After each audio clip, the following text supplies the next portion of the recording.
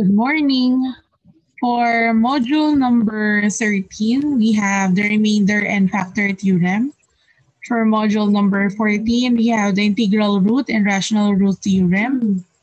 For module number 15, we also have the same lesson. So both lesson in 14 and 15 are the same. So for 13, we have the following goal, which is to determine the remainder using the remainder theorem. Then identify if the given is a factor of a polynomial using factor theorem. So kung ano yung naral nyo last time na synthetic division, we will use that here. But of course, you have to know the two theorems. Ano yung una? When we say remainder theorem, it pertains to this statement that if you divide a polynomial by x minus c, then the remainder r is constant and is equal to p of c. So let us have an example. For example, we are going to divide the following by x minus 2. Let us start with number 1. So for number 1, for example, we have x cubed minus 6x squared plus 11x minus 6. We will use synthetic division. And for you to use the synthetic division, remember to get the numerical coefficients. So yung numerical coefficient nito ay 1, ito ay negative 6, ito ay 11, at negative 6. Then we divide it by x minus 2. At para ma-divide mo siya by x minus 2, you have to get the value of x. And x here is equal to 2, positive 2. Then after that, write it here. Bring down 1 times 2 is 2. Plus negative 6 is negative 4. Times 2 is negative 8. Negative 8 plus 11 is 3. Then 3 times 2 is 6. So we have 0. So the remainder for number 1, the remainder is 0. Now for number 2, ito yung remainder. For number 2, we have x cubed. Ito, we have x cubed plus 4x squared plus 3x minus 2. We get the numerical coefficient. We have 1, positive 4, positive 3, and negative 2. Remember, in using synthetic division, you have to make sure that their exponents are consecutive, decreasing. Then you have the constant. You have the constant, then decreasing yung exponent ng variable x. Then we have to bring down 1 times 2 is 2. We have 6 times 2 is 12. Then we have 15 times 2, 30. And the remainder is 20. Okay? So, yung sinasabi ng remainder theorem, ang ibig niya sabihin kapag nag-divide ka ng isang polynomial by x minus c, therefore, yung remainder daw natin ay constant and at the same time, equal siya sa P of C. Ano ba yung ibig sabihin nun? Ibig sabihin lang no, like for example, in number 1, balikan natin si number 1. You have the polynomial. Our polynomial is x cubed minus 6x squared plus 11x minus 6. Then if you substitute here the value of x, which is positive 2, then kung ano yung value ng P of C, kung anong value nito, yun yung remainder. So let's substitute x by 2. So lahat ng x dyan, palitan natin ng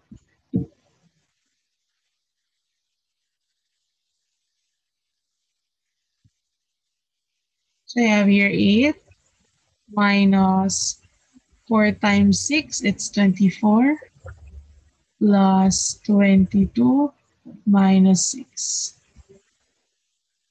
So we have negative 24. Puro negative muna yung i-add natin para mas madali. So negative 24 plus negative 6 is negative 30. Then the positive naman, 8 plus 22 is 30 also. And negative 30 plus 30 is 0. Therefore,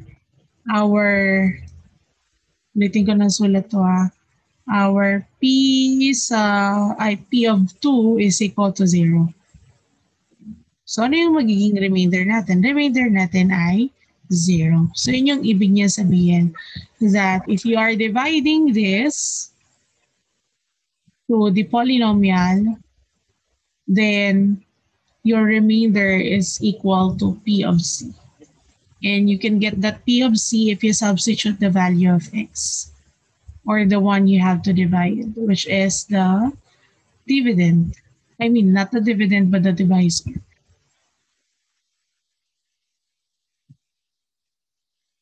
Okay, how about number 2? So for number 2, we have P of X is equal to X cubed plus 4X squared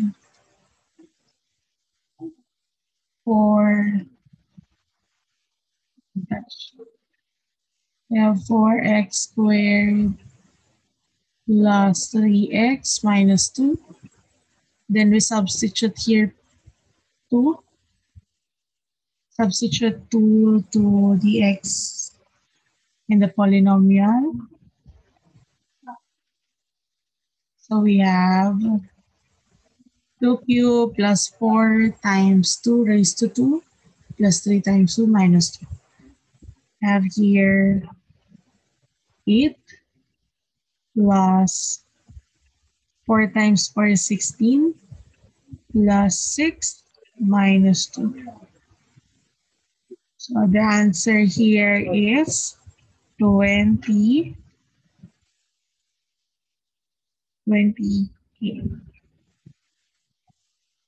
So my final answer is P of 2 is equal to 28 or 28 will do.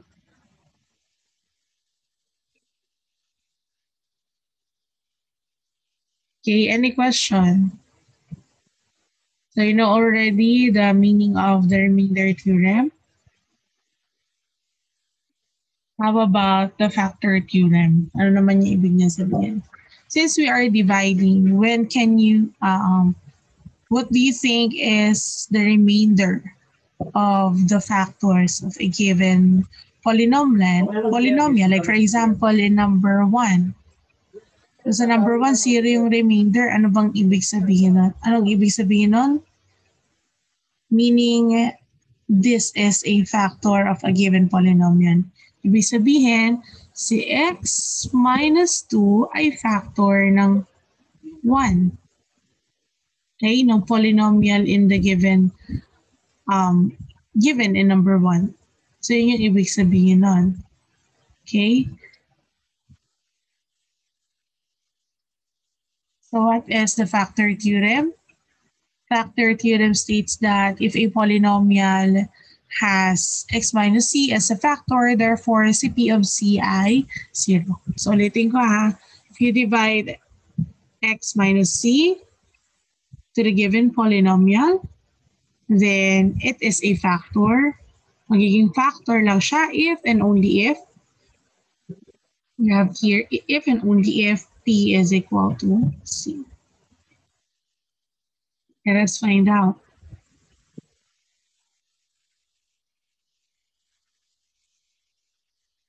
Number 1, we have x minus 1. Divide natin siya by x. Divide natin si x squared plus 2x plus 5 by x minus 1. So we can use the synthetic division. Pwede rin naman tayo mag-substitute. So What I will do now is magsa-substitute ako. So P of 1 is equal to 1 squared plus 2 times 1 plus 5. So 1 plus 2 plus 5 is 8. So P of 1 is 8. The remainder is 8. So is it a factor or not? Of course not. Your answer is no, because the remainder is not equal to 0. Let us have number 2. P of x is equal to x cubed minus x minus 2. And x here is equal to 1. So P of 1 is equal to 1 cubed minus 1 minus 2. That is equal to 1 minus 1, 0. We have negative 2. P of 1. Since negative 2 yan, therefore it is not a factor. Your answer here is no. So ano lang ang gagawin?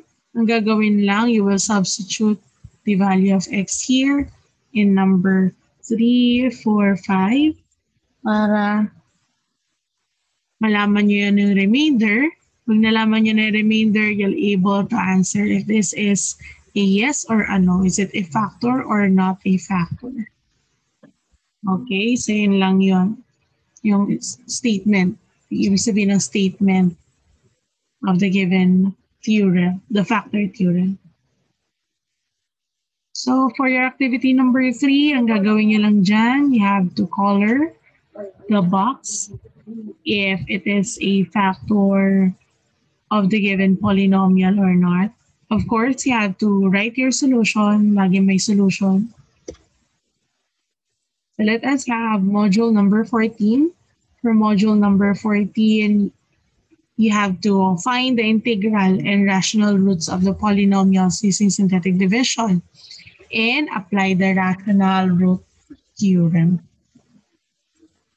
Ano kaya yung rational root theorem na yan at yung integral na yan? So when we say integral root theorem, integral refers to the word integers. Ay, mali pa spelling. Integers. Wala na iba, integers or integers. So when we say integers, it can be positive or negative integers. Okay? So ano kaya yung sense or what does the integral root theorem says? So ang ibig daw sabihin ng integral root theorem is that if an integer k is a root of a polynomial, only if k is a factor of the constant term. Again, since we have the factor theorem, the remainder theorem, pag 0 yung remainder, alam natin it is a factor. Now, if a certain integer is a factor, therefore, dapat or it can only be a factor kung siya ay factor ng constant term. So, ano yung ibig sabihin yan? Like for example, given here are the different polynomial equations. So these are equations already. So I say it is a polynomial equation because it is all of the polynomials were equated to 0. Then, ang gagawin natin, we have to get the integral root. Remember, a root is a factor also. Right? We can say that through factors, we can find the roots. Through the roots, we can find the factors. Okay, ibig sabihin nun. Let us find first the constant term. Alin ba dyan yung constant term? Given the number 1, so number 1, ang constant term natin dyan ay itong 15. Positive 15 or 15. For number 2, 12. For number 3, we have 9, 4, 6, 5, 6. So yun yung mga constant term. When you say constant term, it has no variables. Or it has a variable but its variable is raised to 0. Meaning, kung ang polynomial mo ay x cubed minus 3x squared minus 13x, nakita mo na yung x nito is raised to 3, x nito is raised to 2, x nito ay raised to 1.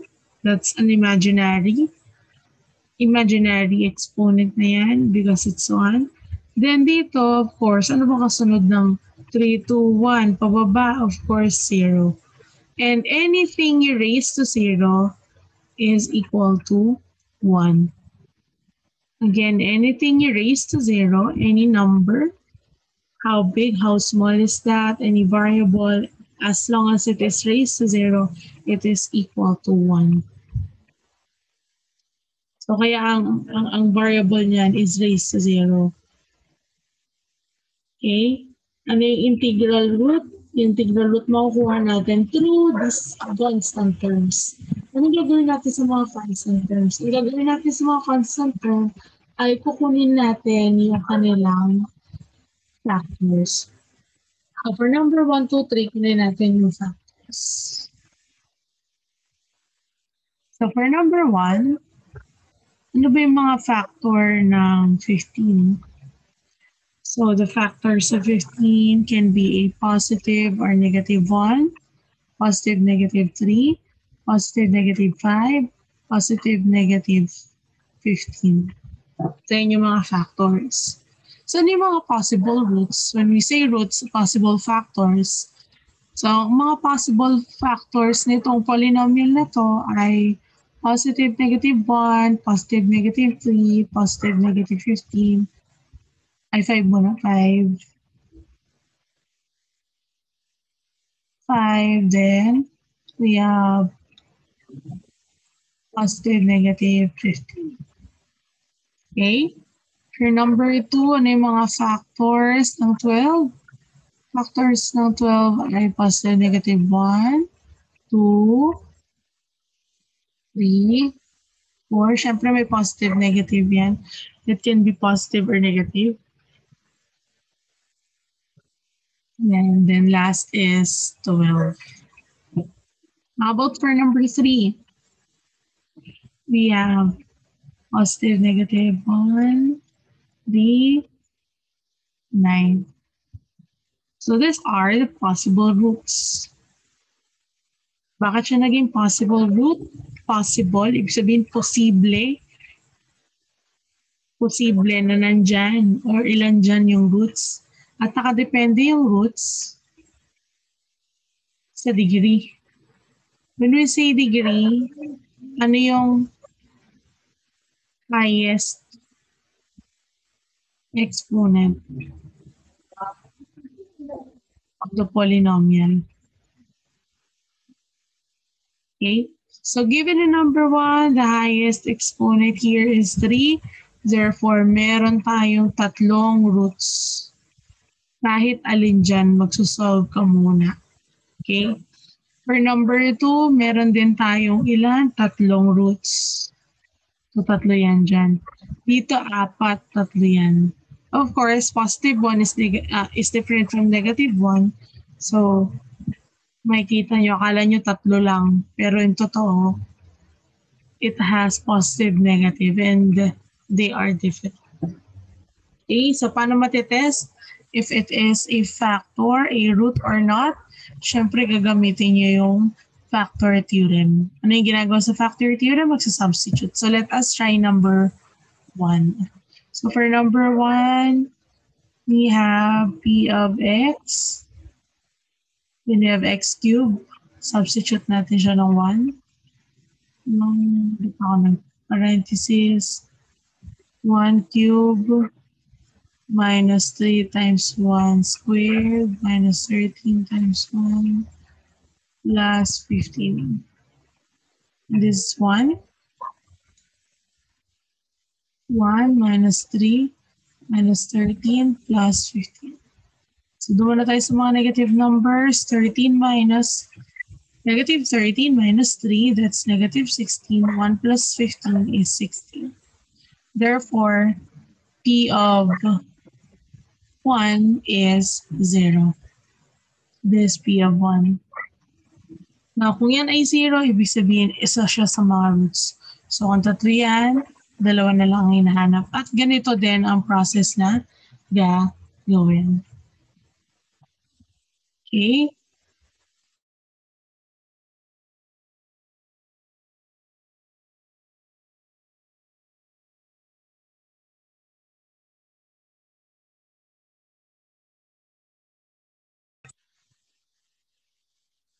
Okay, next.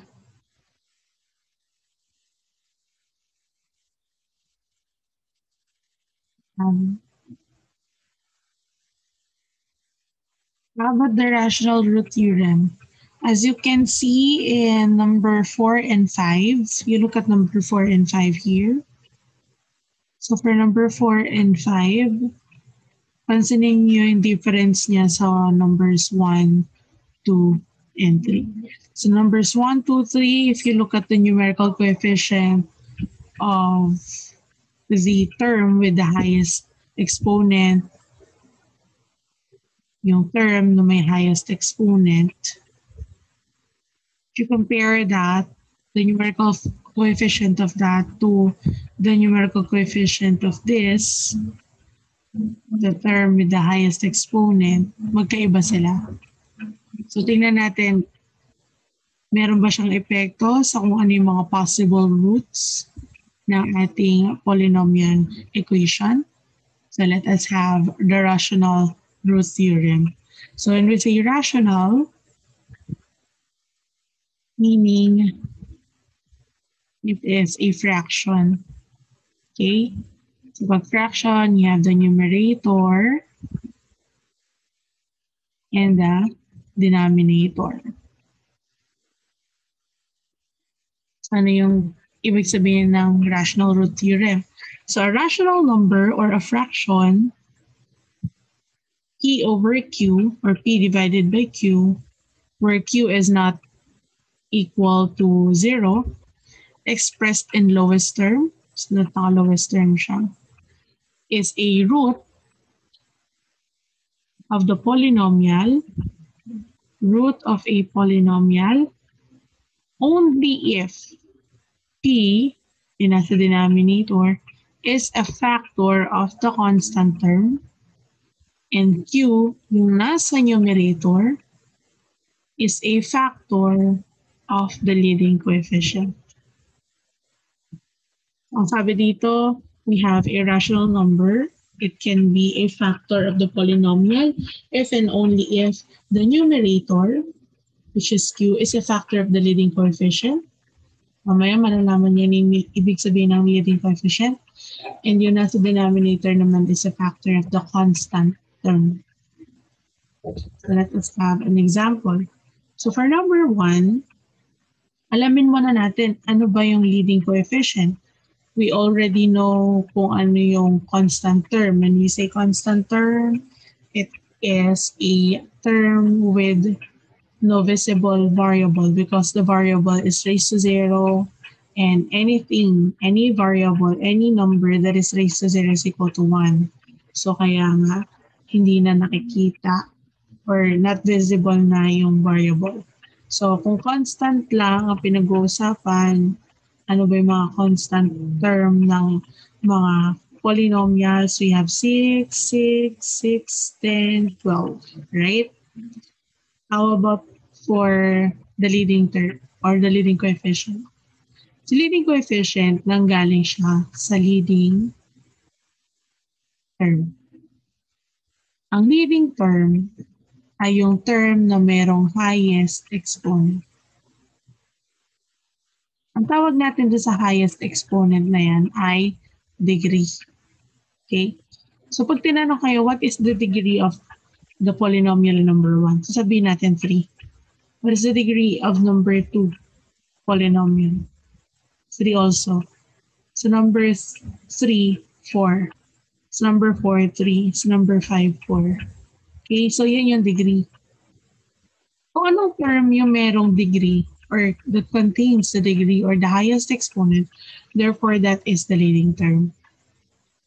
So sa number 1, ano yung leading term natin? Ang leading term natin ay x cubed. Sa 2x cubed, sa 3x raised to 4.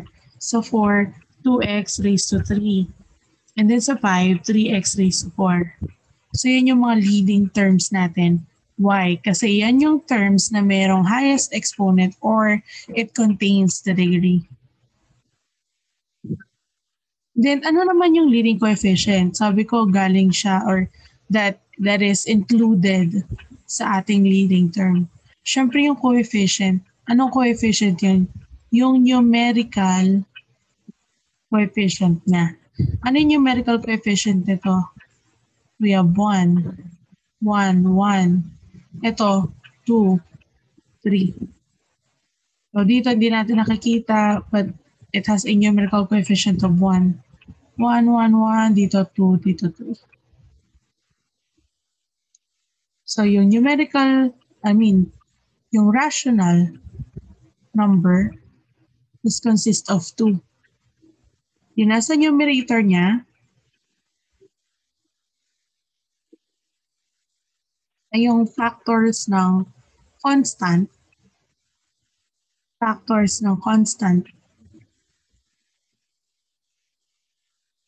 yung nasa denominator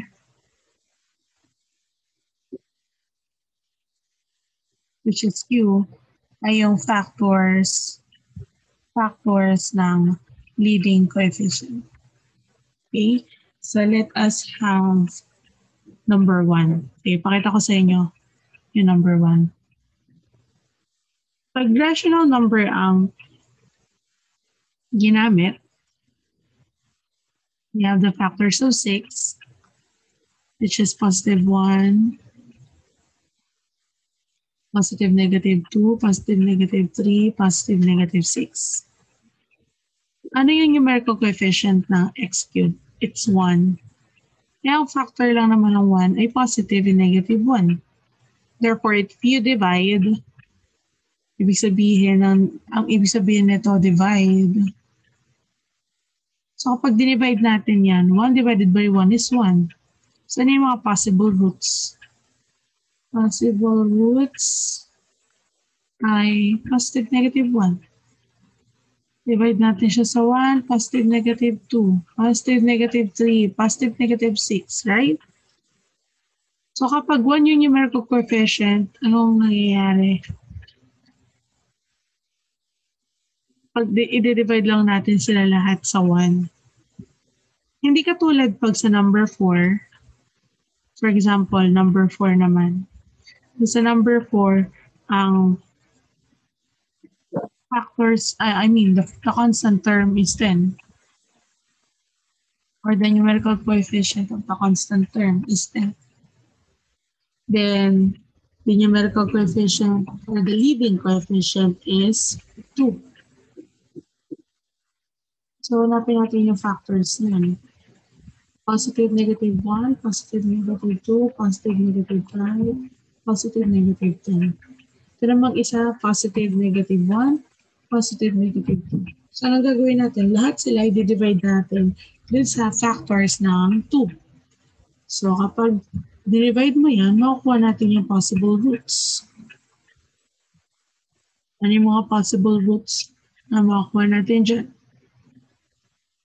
Una ay yung possible roots ng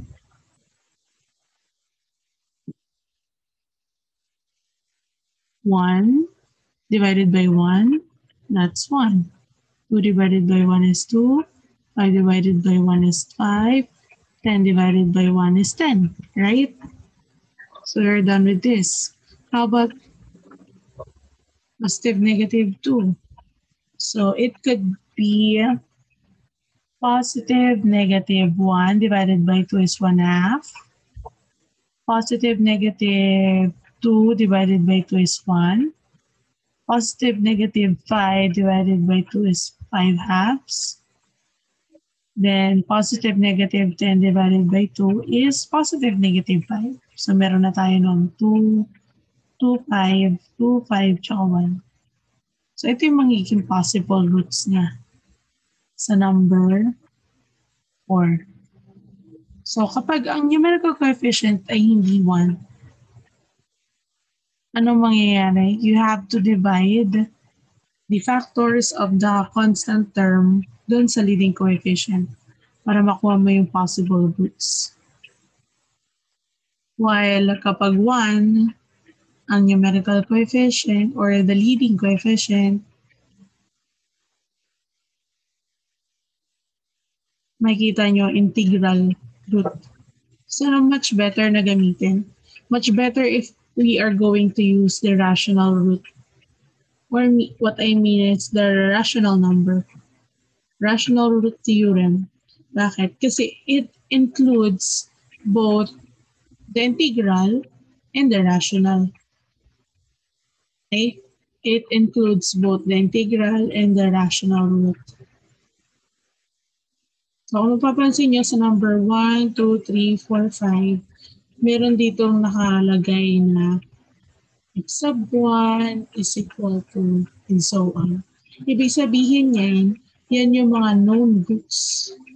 Known, kilalang roots na. Okay? Or na-solve na niya yan, ibig sabihin, alam na niya na ang remainder nito ay 0. Ibig sabihin, si x sub 1 equals 1 ay root ng number 1 polynomial. Si x equals negative 3 ay root ng number 2 and so on. Okay? So, anong gagawin natin? Ang gagawin natin ay identify natin yung iba pang roots given the known roots. We will identify the other roots given the known roots. So, ano gagamitin natin dyan? Gagamit tayo ng continuous division. Okay? Yung continuous division na yan, gagamitin natin yan. Pero, yung continuous division na yan ay synthetic lang din. Papakita ko sa inyo mamaya paano nagagamit yung continuous division. Okay. Tawag sa kanya continuous kasi tuloy-tuloy, pero synthetic division lang din. So, wait lang.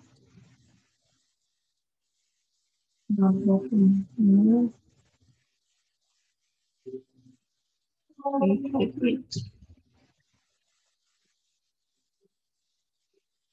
Gawa tayo ng isa pang slide na may kapareho nito.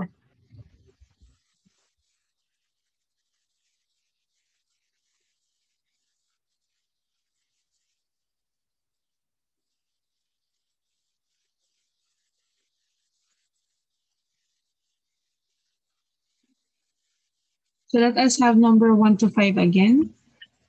Gamitin muna natin yung 1. So 1 known root is 1. Gawin natin, gamitin natin yung continuous division. So we get the numerical coefficient which is 1, negative 6, 11, negative 6. Nagawa na natin to kanina. So makikita natin that the remainder is 0. Okay. Then, yung 1, negative 5, and 6, divide natin sila dun sa mga known roots. Ano ba yung mga possible roots nito?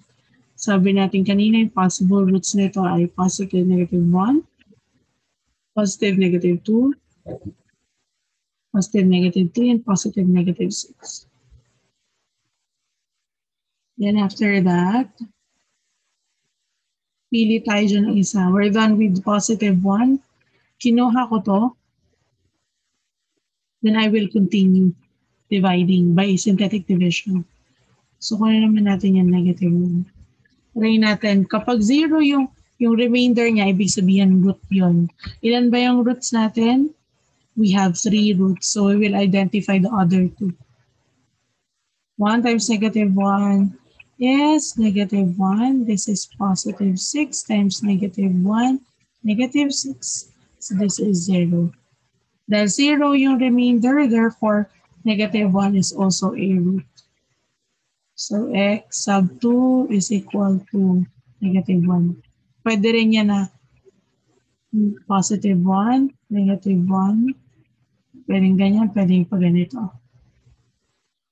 And then remember that this is your constant, this is x, at yung sunod dyan, x squared, x cubed, and so on. So ang gawin natin, ito, gamitin na natin siya using the form x plus 6. So we already know that x is equal to negative 6. So x of 3 is negative 6. So we have 3 roots, 1, negative 1, and negative 6. Pwede rin siyang isulat ng 1, negative 1, negative 6. So these are the roots. Okay, ilan yung roots natin? Tatlo because the highest exponent is 3. Anong tawag dito? We call this the continuous division because we are copying the answer and then we are continuing the process. Okay, how about for number 5? We have 3, negative 16, 21, 4, 12, or negative 12.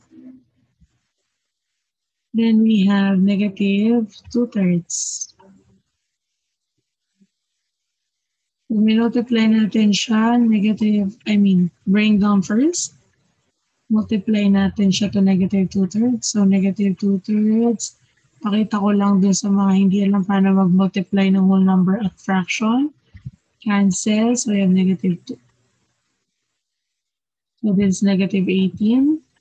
Negative 2 over 3 times negative 18. That is equal to, cancel mo na, 1. Divisible sila by 3. This is 6. So we have negative 12. Positive 12. Then we have here 33. And 33 times negative 2/3.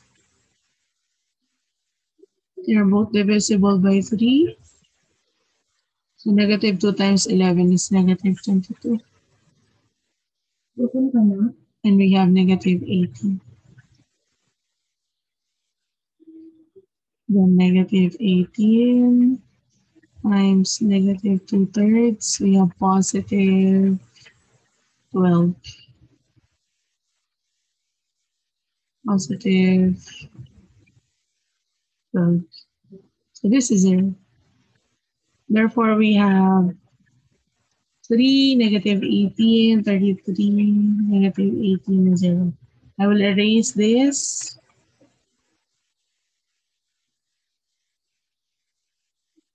May space tayo for the solution.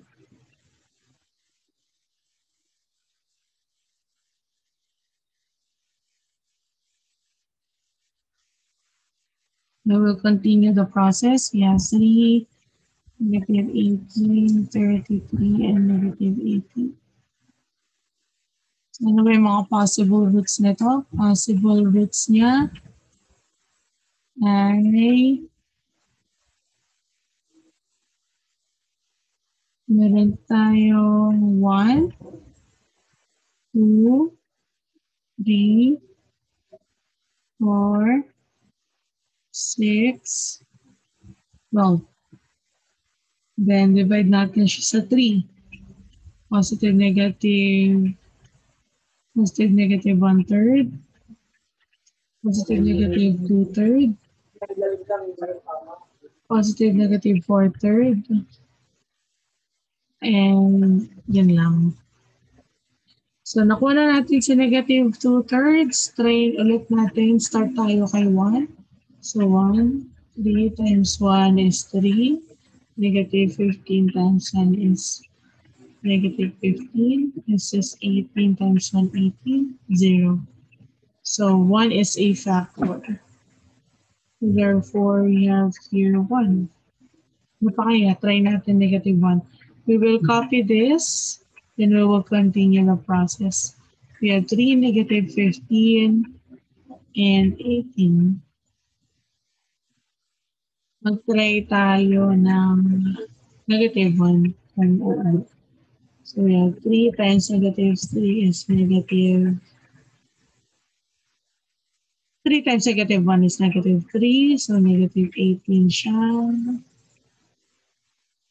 Negative 18 times negative 1 is 18. Hindi pwede.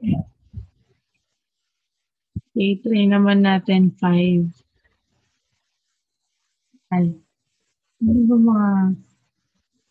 try natin ang 3. Ito natin ito. 3 times 3 is 9. So we have negative 6 times 3 is negative 18. Okay, so one of the roots is 3. Remember, apat yung roots natin. We have 4 roots. So kulang na lang tayo ng isa. At kung mapapansin nyo, we have 3 and negative 6. Sabi dito, the rational root is in lowest term. So kailangan natin tong i-lowest term. Pag ni-lowest term natin yan, since they are both divisible by 3, diba? 3 divided by 3 is 1. It's 1. And negative 6 divided by 3 is negative 2. And this is the constant term, this is the x. Therefore, we have x minus 2. And x is equal to positive 2. So one of the roots are, 2, 3, 1, and negative 2 times. Okay, do you have any question? Wala nga pala kayo dito. So for activity number 3, ang gagawin nyo ay to solve nyo yan. You have the solution. You have to list first the possible roots and then isosolve nyo alin sa kanila yung mga roots. Alin sa kanila yung mga factors. Okay? And last, for module number 15, you have to factor the polynomials using continuous division. Now, how do we factor polynomials? So kapag magpa-factor ka ng polynomials, of course, you have to use the synthetic division or the continuous division kasi mahaba yung process. Bakit continuous division ginagamit natin? Kasi kapag continuous division, kung ano na yung mga factors mo, yung mga roots mo, natatanggal na siya. So nasa-simplify na. Ibig sabihin, mas napapadali yung pagpa-factor out. Akala natin dati pag trinomial, mahirap na i-factor. Kapag polynomial, mahirap na. No, it's not. Kasi madali lang siya through the use of synthetic division, the factor theorem, the remainder theorem. So like for example, we have here 6x raised to 4 minus 7x cubed minus 9x squared plus 7x plus 3. So yan, ipa-factor out natin siya. Para ma-factor out mo yan, kailangan gamit tayo ng synthetic division or the continuous division. So we get the numerical coefficient, that is 6. Before we do that, we have to first identify the possible roots. So para ma-identify yung possible roots, of course, we have to know first yung constant term, which is 3, and the leading coefficient, that is 6. Kunin natin yung mga factors nila. Ang factors ng 3 ay 3 at 1. So that's positive, negative 1, positive, negative 3. While sa 6, ang mga factors niya ay 1. Lagi may positive, negative. And that. Tapos pag possible roots na, i-divide mo sila isa-isa. So yung nasa taas, lagi yung constant, yung nasa baba yung leading coefficient. Okay? So 1 divided by 1 is 1. 3 divided by 1 is 3. 1 divided by 2 is 1 half. 3 divided by 2 is 3 halves. Positive, negative yan. Ha? Next. 1 divided by 3 is 1/3. That's positive, negative. Then 3 divided by 3 is 1. Then after that, we have positive negative 1 divided by 6. So that's 1, 6. 2 divided by 6 is 1/3. Meron tayong 1/3. 3 divided by 6 is 1/2. So meron na tayo nun. And that's it. That's the possible roots. So ilan ang hahanapin natin? 4. So 4 sa mga yan ang posibleng root ng given polynomial. Pag yun ang root, therefore, that is the factor. So hanapin natin na we have 6, negative 7, negative 9, 7, and 3. So start muna tayo sa 1. 6 times 1, 6, negative 1 times 1, negative 1, negative 10 times 1, negative 10, negative 3 times 1, negative 3. So 0. So, ano yung mga roots? Kapag possible roots lang, yan lang yung ibibigay mo. Pero pag sinabing roots, ibig sabihin na solve mo na, you identified that the remainder is 0, therefore that is a root. So ano yung root nito? One of the roots is 1. Next, we have to copy this and we will continue. We have 6, negative 1, negative 10, negative 3. Then we'll divide it to any of the possible roots. Let us try negative 1. So we have 6 times negative 1 with negative 6. This is negative 7. So we have 7. Negative 3 times negative 1 is 3. This is 0. So bukod sa 1, we also have negative 1. Let us try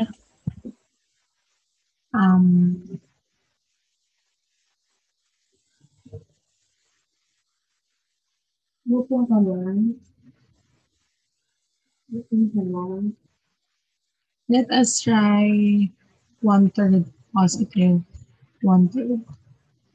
So lahat susubukan niyo. 6, negative 7, negative 3.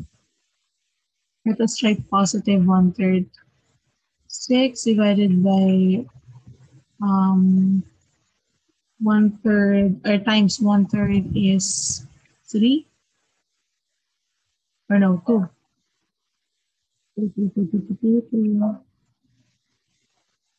Right, that's 1/3 times 6. This is 1, this is 2. So we have 2 plus negative 7, it's negative 5. Negative 5 divided by 3 is negative 5 over 3. And in times, negative 5 times 5/3. It's equal to negative 5 over 3.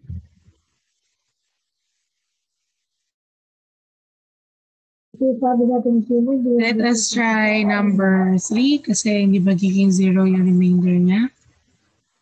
Try natin yung possible root na 3. Let's erase this first.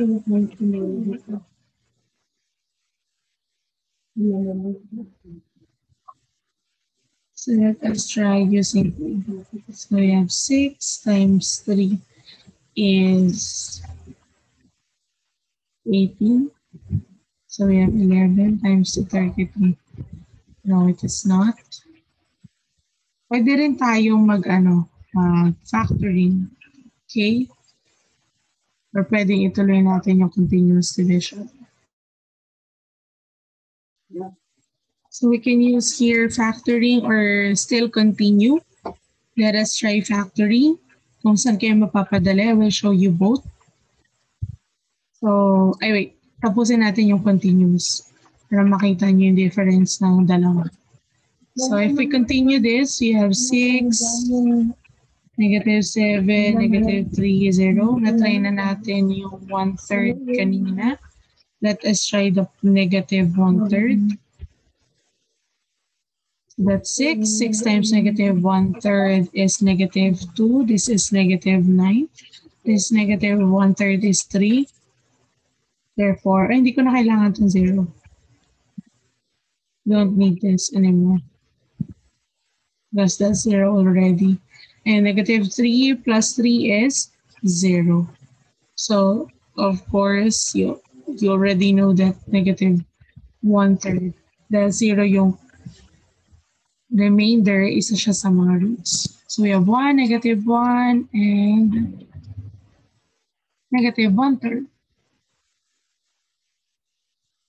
How about 6, -9? 6, -9 can be divided by 3 because they are both divisible by 3.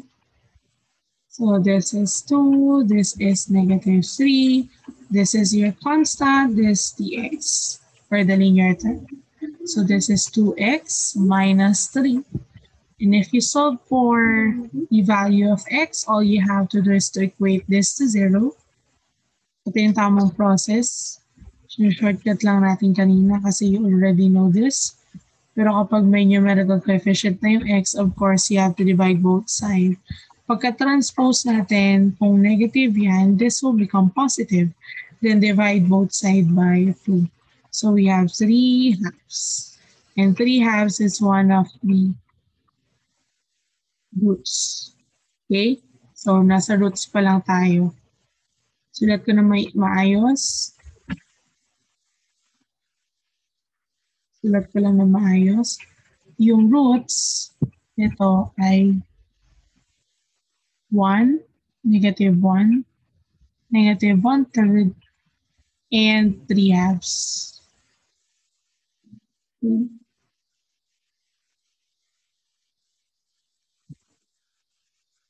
Ito lang yan. Next, since we already have the roots, madali na lang mag-factor. Kasi di ba ang goal natin is to factor. Now, pakita ko sa inyo yung mula dito sa step na to.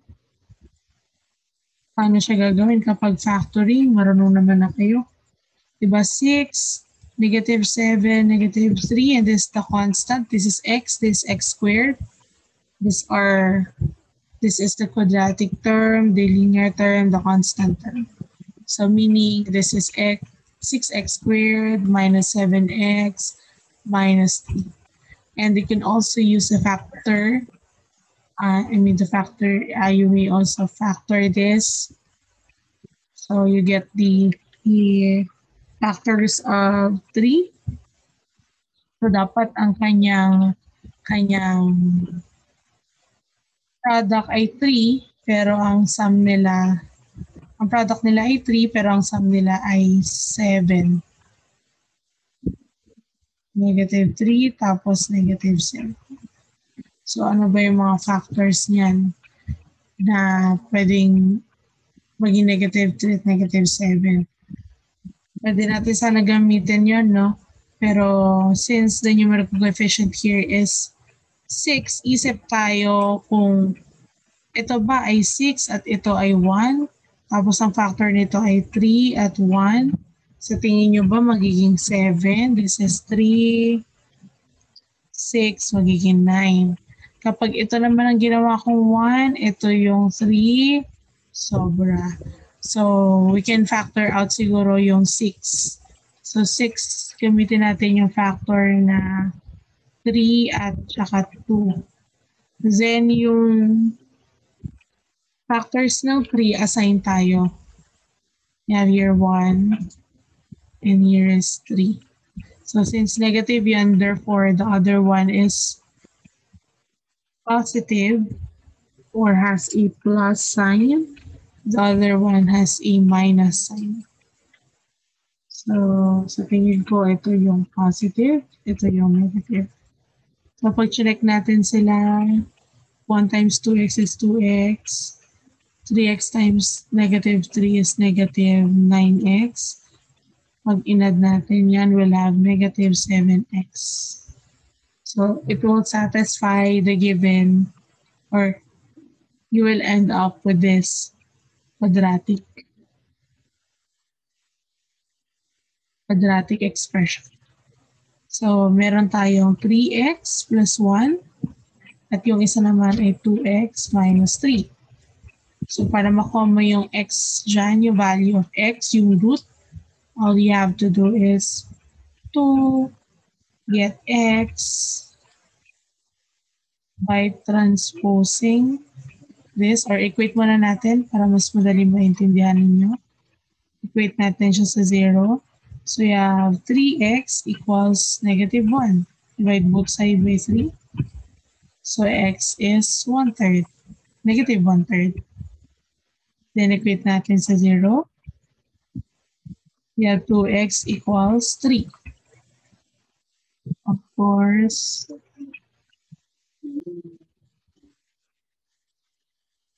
so this is, divide both sides by 2. X now is 3/2. And x here is negative 1/3.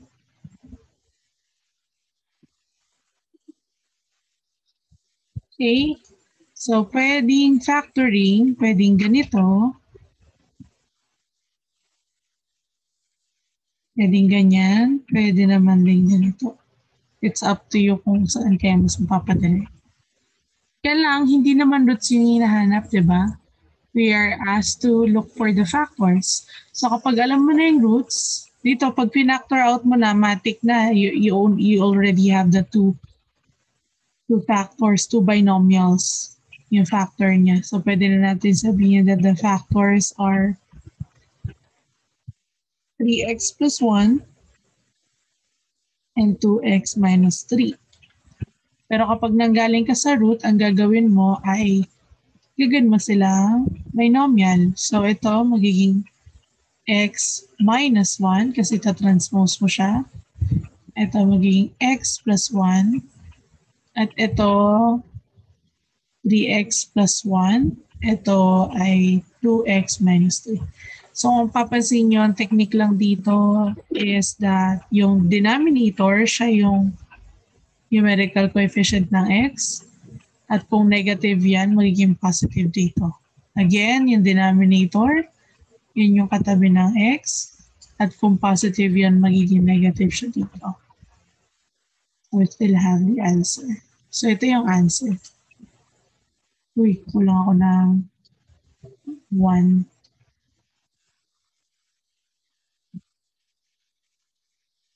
So ito po yung answer natin.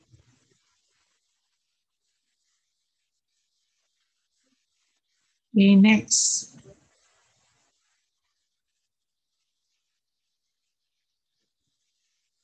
Dito meron na tayong known factor which is 2x plus 1. Ang gagawin natin ay identify muna natin yung mga possible roots.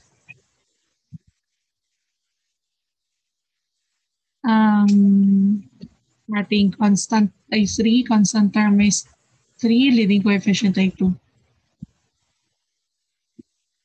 So we have positive negative 1, positive negative 3, positive negative 1, positive negative 2.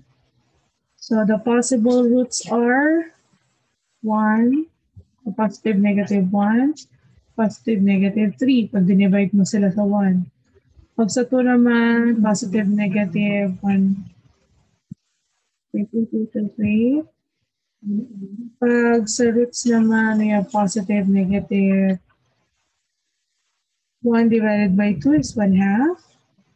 Then 3 divided by 2 is 3/2. Okay? Now, since we have here a known factor, ang gawin natin ay kunin natin yung x or the root. So we have 2x equals negative 1. Divide both sides by 2. X is negative 1/2. Or kung kaya nyo na mabilis, negative divided by 2. So, kaya nyo na mabilis. Kung hindi pa, pwede gawin to. Kung kaya na, ganito. Mga shortcut, mabilis. Hindi kayo matatagalan. So, we have 2, negative 5, negative 5, 5, 3. And we have negative 1 half. Let us solve. Bring down 2 times negative 1 half is negative 1. Negative 6 times negative 1 half is 3. We have negative 2.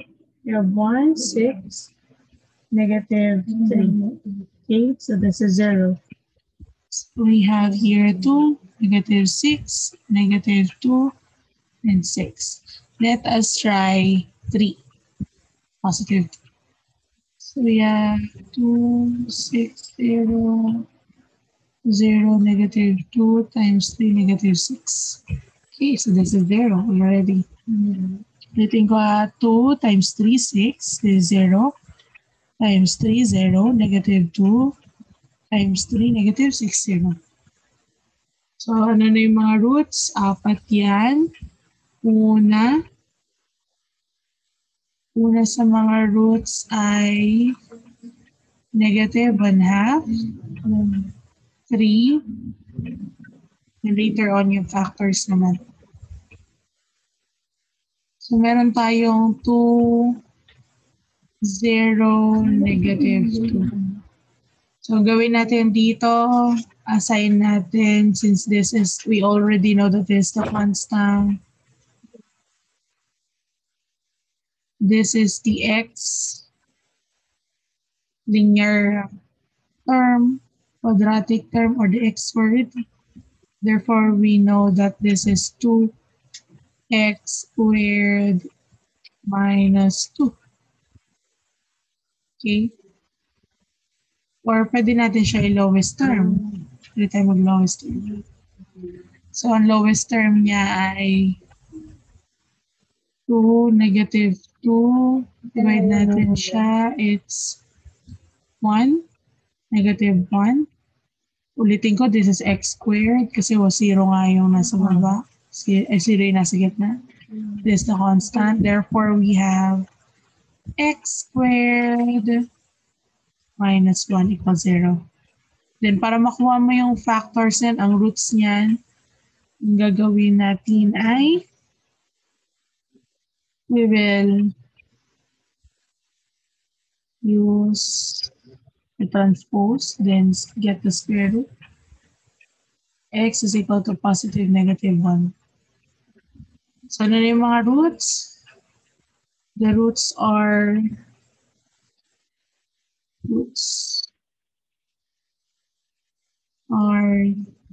negative 1 half, 3, positive 1, negative 1. So, yun yung mga roots. Kaya lang hinahanap natin dito ay factor. We can use the roots, of course, to find the factors. So, yung katabi siya ng x, so 2x. Negative siya, so magiging positive. Next, ito magiging negative x plus or negative minus 3. Ito magiging negative x minus 1. At ito magiging positive. Dito, pwede na tayo mag-factor. Diba since we have x squared minus 1, ano ba yung factors na x squared minus 1? Kung naaalala nyo yung factoring, we have x plus 1 and x minus 1. So dito pa lang may factor ka na agad. Okay? So gamitin yung mga basic knowledge, yung mga stock knowledge nyo sa factoring. So these are the factors. So pwede manggaling ka sa roots, pwede din naman you use the concept of the synthetic division and you factor it, or pwede kayo mag-continuous division. It's up to you kung saan kayo mas mapapadali. So for your activity number 1, ang gagawin ninyo ay i-factor ninyo completely each polynomials, but we have here a given one known factor. So kada polynomial may known factor. Kunin nyo yung known factor. I mean, you use a known factor for you to get the other factors. So, para malaman nyo kung ilan yung mga factors niyan, you have to look at the highest exponent. Okay? For number 2, what I need here, lahat to pare-pareho kailangan ko solution.